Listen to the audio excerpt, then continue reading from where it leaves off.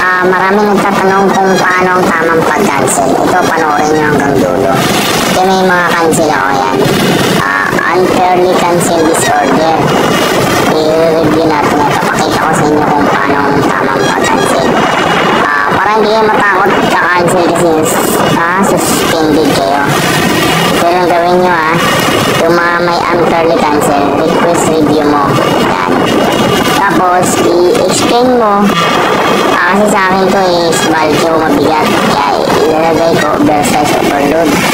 Which is 50 kilos to eh. Ito, tamang ano lang, i-Englishin nyo para mag-success yung ano nyo, pag-cancel.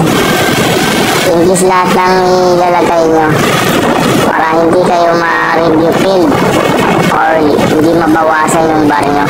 Kasi daming hindi nakakaalam nito eh. English nyo lagi.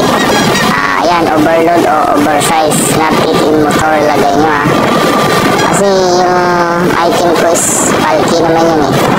Malaki hindi kaya sa motor. Ang mga tamang paraan to 99% boss, ano to, success tong gagawin natin. Kaya panoorin mo hanggang dulo Yan, 50 kilograms nilagay ko. Tapos ganda mo lang picture yung malinaw tulad nito. Paniwala naman yan, di ba?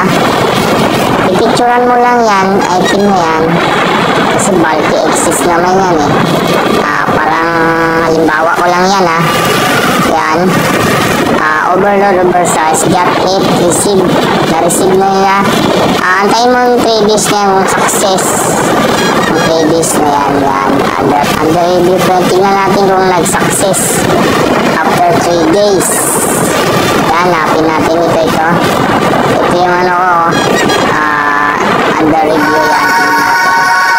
Yan.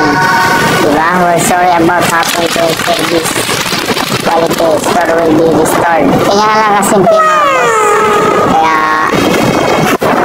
ano lang kasimple mga boss huwag kayo matakot mag-cancel basta nasa tamang proseso ko lang at malinaw ang picture. Paliwanag mo ng maayos kasi English ko 100% di ka mabawasan, magiging excellent account mo.